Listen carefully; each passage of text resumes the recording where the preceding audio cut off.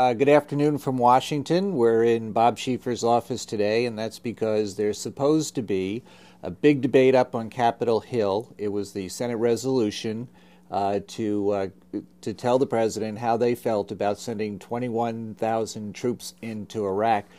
But all of a sudden it hasn't happened, and we haven't had the historic debate we thought. What happened? Yeah, well, the Senate's got itself all tangled up in these procedural things, and basically they've tied up all work in the Senate for right now. What's really going on, you've got three groups up on Capitol Hill in the Senate right now. Republicans who don't have to run for re-election, Republicans who do have to run for re-election, and the Democrats.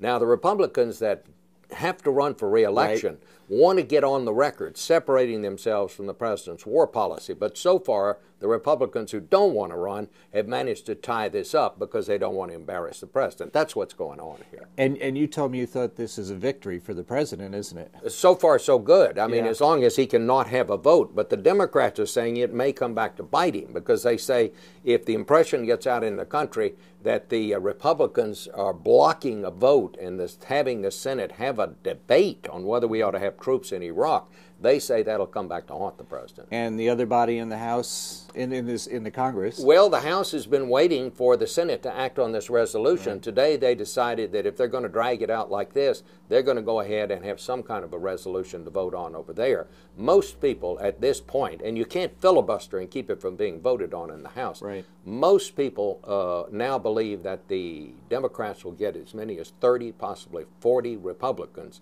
that will go along with a resolution criticizing the president's war policy. Okay, so we're hoping that by the time the evening news goes on the air tonight that we'll have more of a resolution on what goes on in the Senate. And of course, we're also going to be talking about this story about the astronaut who has been held for attempted kidnapping, apparently for going after a rival lover's girlfriend. So we'll have more on that in the evening news with Katie Couric tonight too. Thanks for watching.